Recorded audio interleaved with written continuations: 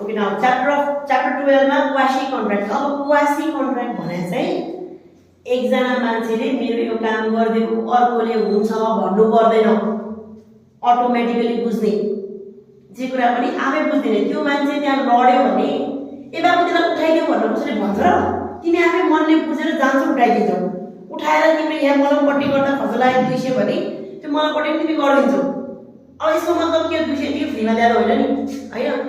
अब उसले चाहिँ मलाई यो मलमपट्टि गरिदिनु नभने पनि उसले गरिदिने, अनि उसले गरिदिएर खर्च भएको पैसा चाहिँ उसले त्यतिकै बुझेर दिने, त्यसलाई भन्छ क्वासी कन्ट्र्याक्ट।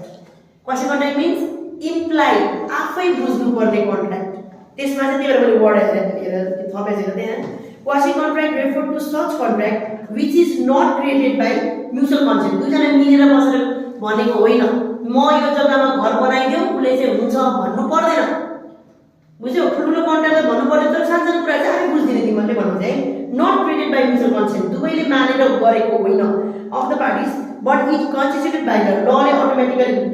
जस्तै अहिले बाल सरकारले के भन्छ, यो कहीँ एक्सिडेन्ट भयो भने तिमीहरूले गएर तुरुन्तै उपचार गर्नु, डक्टरले ढिला गरेर डक्टरलाई नि कारवाही गर्ने भन्छ। कोही उसको आफन्त आउँछ, म रिपोर्ट लेख्छु, पुलिस आउँछ अनि मात्रै म गर्छु भन्दै नि पहिला अहिले अर्डर के दिइसक्यो, यदि इन्जोर्ड भएको छ भने बाटोमा देख्ने मान्छेले तुरुन्तै गएर हस्पिटल पुऱ्याउने, हस्पिटलमा पुगिसकेपछि डक्टरले तुरुन्तै उपचार गर्ने, फर्स्ट एडको वाला काम चाहिँ गरिहाल्ने भने। त्यो सानो ढिलाइको कारणले मान्छे मर्ने चान्सेस कति धेरै भएको छ नि, त्यो पुलिसहरूको कारणले। पुलिस रिपोर्ट नलेखिकन, आफन्त नआइकन, को मान्छे उसले क्लेम नगरिकन डक्टरले छुँदै नसक्ने टाइपको केस थियो नि त। अनि मान्छेहरू भिडियो बनाएर बस्दिने, बाटोमा देखेको मान्छेले गएर सहयोग नगर्ने, अब त्यो भिडियो बनाउनै सहयोग नगर्नेहरूलाई पनि पुलिसले कारवाही गर्न पाउँछ है। त्यो भने यही एक्ज्याक्टली यही कन्ट्र्याक्ट हो, क्वासी कन्ट्र्याक्ट, हैन? तिमीले केही देख्यौ र गर्नुपर्ने काम चाहिँ तिमीले गर्ने, कसैले सोध्नै पर्दैन, गरिहाल। त्यहाँ एक्सिडेन्ट भयो भने बोकेर लिएर गइहाल, लिएर गएर चाहिँ मुद्दा लाग्नु भयो हुन्छ केस है। किनभने त्यो मान्छे एकछिन 1 सेकेन्ड 2 सेकेन्डले गर्दा मान्छे मर्ने चान्सेस हुन्छ, हैन? तिमीले 5 मिनट अगाडि पुऱ्याइदिएको बाँच्थ्यो भन्ने केस हुन्थ्यो। अब भिडियो बनाउने कि कुन त्यसलाई गएर उपचार गर्न जाने त, हैन? अब चाहिँ पहिलो दायित्वले बन्ने केस भएको छ अहिले चाहिँ है। भनेपछि अब उसले मर्न लास लगा पनि भने होइन नि त, जुन उठाएर लिएर गयो भने पनि त्यो क्वासी कन्ट्र्याक्ट भयो। अनि डक्टरले कुन उपचार गरिदियो भने पनि क्वासी कन्ट्र्याक्ट भयो। अब डक्टरले उपचार चाहिँ गरिदियो, मलाई नसोधिकन गरिदियो, नसोधेर गऱ्यो भने पनि पैसा नदिएर हिँड्दैन नि, पैसा पनि तिमीले दिन्छु भने पनि आएर बुझ्नु पऱ्यो। डक्टरले पैसा नमागे पनि पैसा दिनु पऱ्यो नि, त्यो पनि आएर बुझ्नु पऱ्यो। अनि त्यो मान्छे जसले बोकेर पेट्रोल त खर्च भएको छ नि, ऊ अहिले बिरामीको उसले अहिले दिन सक्दैन त, उसले बुझेर हस्पिटल लगिदियो भने उसको पेट्रोल खर्च भयो भएन हो र? तपाईँको यदि 200 लिटरको पेट्रोल खर्च 200 रुपियाँको पेट्रोल खर्च भएको छ भने पछि ऊ ठिक भएपछि 200 रुपियाँ उसले आफैले बुझेर दिनुपर्छ। भनेपछि न उसले मलाई लैजा भन्छ न उसले पैसा माग्छ, त्यो बुझेर आफै तिमीहरू काम गर्छौ भने त्यसलाई भन्छ क्वासी कन्ट्र्याक्ट है। ओके, त्यसै भएर यहाँनिर के भनेको छ त, the parties but it is constituted by law contract with no offer no acceptance no consideration. मलाई पैसा पनि भन्दैन, मलाई यो लैजा पनि भन्दैन, बिना बेला म लैजा पनि भन्दैन, म एक्सिडेन्ट भएको म लैजा पनि भन्दैन, अनि त्यसको उसले चाहिँ हुन्छ म तपाईँ लान्छु पनि भन्दैन। खुरुक्क उसले एक्सिडेन्ट हुन्छ, उसले बोकेर लिएर जान्छ र उसले पछि आएर त्यसको लागेको खर्च पछि ठिक भएपछि दिन्छ हो। त्यसलाई भन्छ क्वासी मिन्स कन्ट्र्याक्टमा भएका रुल्सहरू फलो हुन्न, काम चाहिँ हुन्छ, काम भइसकेपछि उसले दिनुपर्ने पैसा पनि दिन्छन्, उसले अफर एक्सेप्ट गरे जस्तो नि इम्प्लाइले आफै बुझिन्छ है। No offer no acceptance no consideration and पछाडि के लेखेको छ भने मैले नो सेन्सस एन्ड एडम भनेर लेखेको छु, जुन मैले अघि पछाडि कपीमा छुट्टै लेखेँ भनेर मैले बुझाएको थिएँ। मिटिङ अफ माइन्ड भने दुवैले म एक्सिडेन्ट हुन्छु भनेर उसले भन्दैन, ऊ आफै एक्सिडेन्ट हुन्छ, म तिमीलाई बोकेर लान्छु पनि भन्दैन, उसले मलाई बोकेर लगाऊ पनि भन्दैन, दुवैको मिटिङ अफ माइन्ड हुँदैन के। मलाई तिमी बोकेर लगाऊ नि भन्दैन, मलाई लैजा न हस्पिटल पनि भन्दैन, ऊ लडेर हुन्छ बिहोस हुन्छ कसरी गर्छ भने होइन। अनि म तिमीलाई बोकेर लान्छु है भने सोध्दैन, कुरोको बोकेर जान्छ भनेपछि दुवैको मिटिङ अफ माइन्ड पनि हुँदैन के। उसले लगा भनेर लग्यो नि होइन, उसले म लान्छु भनेर सुनाएको पनि छैन भनेपछि दुवैको जस्तै मैले अघि भनिरहेको छु इक्जाम्पलमा घर बनाउनको लागि मलाई घर बनाऊ भनेर मैले भन्छु, उसले हुन्छ भनेर एक्सेप्ट गर्छ नि, त्यहाँ त मिटिङ अफ माइन्ड भयो नि होइन। तर यो क्वासी कन्ट्र्याक्टमा मिटिङ अफ माइन्ड हुनु पर्दैन होइन। ऊ लड्छ, बिरामी हुन्छ, अथवा उसले लिएर जान्छ, म लिएर जान्छु नभनिकन लिएर जान्छ। जस्तै एउटा घरमा एउटा बुवा मात्रै बस्थ्यो होइन, अनि विदेशमा पनि छोरा चाहिँ विदेशमा, अनि बुवा चाहिँ बुढाबुढी थियो, अब एउटा बुढो मऱ्यो, अनि त्यसमा के गर्नु दास गर्नु परेको परेन, त्यही घर छोडिदिँदैन नि। अब उनीहरूलाई थाहा छैन मान्छे जसको परिवार हो उनीहरूलाई थाहा छैन, तर घर मान्छे मऱ्यो भनेपछि गाउँले आफै आएर त्यसको दाह संस्कार गर्छ कि गर्दैन? दाह संस्कार गर्दा खर्च लाग्छ कि लाग्दैन होइन? गरेर पनि बस्दैन क्या। आफूले देखेको कुरा त मान्छे जम्मा हुँदैन, गाउँले जम्मा हुँदैन, हुन्छ नि। मान्छे मैले खुर्कोलाई बोकेर ल्याउँछ, पशुपति लान्छ, दाउरा चारा किन्छ, के लाग्छ, खर्च लाग्छ, दाह संस्कार गरिदिन्छ। अनि त्यसपछि दाह संस्कार गऱ्यो, खर्च लगायो, उसको बाउ हो र होइन भनेपछि उसको लागेको खर्च लाग्छ, धेरै लाग्छ, 1-2 लाख त लाग्छ। 1-2 लाख त्यतिकै अर्काको लागि खर्च गर्छ, गर्दैन। भनेपछि उसको छोराहरू आइसकेपछि त्यो दाह संस्कार गरेको पैसा दिनुपर्छ कि पर्दैन? अटोमेटिकली म दाह संस्कार गर्छु नै पनि भन्दैन, गरिदिन्छन्, आफ्नो कर्महरू पुरा गरिदिन्छन्।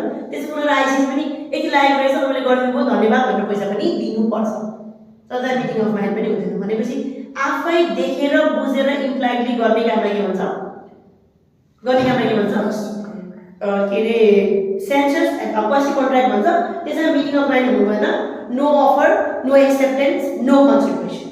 आफ्नो मनले बुझेर गर्ने कामलाई चाहिँ हामी भन्छौँ क्वासी कन्ट्र्याक्ट होइन। ओके, त्यसमा दायित्वहरू के हुन्छ त? अब्लिगेसन। अब कन्ट्र्याक्ट गरिदियो, बोकेर त लिएर गइदियो, उसको पेट्रोल लागेको खर्च दिनु पर्यो, दाह संस्कार त गरिदियो, दाह संस्कार लागेको दाउराको घिउको के खर्च लाग्छ त्यसको पैसा पनि उनीहरूले बुझेर आफै दिनु पर्यो है त।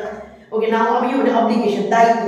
क्वासी कन्ट्र्याक्टमा तिमीले आफैले बुझेर के गर्नुपर्छ त? यहाँ take proper care and manage the property taken in custody. जस्तै अब यो हाम्रो देशमा त भेटाएको कुरा सबै लिन्छन् होइन, विदेशमा त्यस्तो हुन्छ। विदेशमा चाहिँ के हुन्छ, तिम्रो सामान भेटायो भने तिमी कि राखिदिनुपर्छ कि पुलिसलाई गाडीमा लाउनुपर्छ। अर्काको सामान लिएर तिमीले थाहा पायो भने तिमी फेरि मुद्दामा पर्छ। विदेशमा त्यही नै हुन्छ। जस्तै म एकचोटि जापान जाँदाखेरि बाटोमा यति नर्मल हिँड्दा हाल्यो भने त एकदमै भेट्टी छ नि होइन, 1000 रुपियाँ खसिरहेको थियो कि बाटोमा होइन। कोही यत्रो धेरै मान्छे हिँडिरहेको छ स्टेसनमा, त्यो 1000 रुपियाँ टिप्दैन कि डर के भनेर त अर्काको पैसा टिप्नु भनेको डर। त्यहाँबाट रुल्स कडा। अनि म त हाम्रो नेपाली हो त, हामी के थाहा होइन, त्यो पैसा यसरी उठाएँ कि मैले चाहिँ पैसा झऱ्यो भने हामीले उठाएँ होइन। भने हामीलाई त्यो थाहा नै छैन कि भेटाएको कुरा उठाउँछ, घुर्को लिएर जान्छौँ।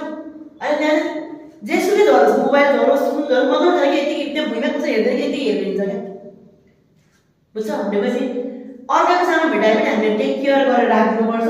र यदि तिमीले मान्छे त्यहाँ पत्ता लगायो भने मान्छे दिने भयो, हामीले पुलिसलाई जिम्मा गर्नुपर्छ। भनेपछि कसैको सामान भेटायो, कसैको सामान राखिदियो, नासो राखिदियो भने तिमीले त्यसको प्रपरली केयर गरेर राखिदिनुपर्छ। अनि पछि सही तरिकाले ह्यान्ड ओभर गरिदिनुपर्छ है। त्यो तिम्रो अब्लिगेसन। अर्काको सामान पायो, अर्काको जिम्मेवारी लिएपछि तिमीले प्रपरली काम चाहिँ गरिदिनु पर्यो भन्नुहुन्छ। कसैले तिमीलाई त्यो सामान भेटायो तिमी राखिदियो है त भने होइन, भेटा त मैले राखेको मात्र हो नि होइन, ल तिमीले के दिनुपर्छ? पुलिसलाई राखिदिनुपर्छ।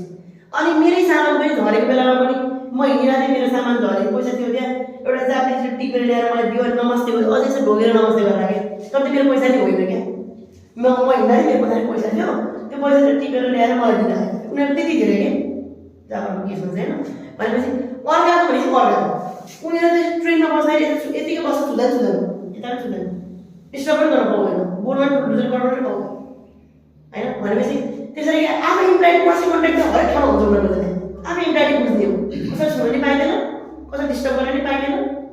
अनि त्यसपछि कसैको पैसा र सामान पनि टिप्न पाइँदैन, टिप्यो भने पनि पुलिसले गएर जिम्मा लाग्यो, त्यस्तो आफै बुझ्ने। त्यो अर्काको सामान प्रपरली केयर गर्नु पर्यो।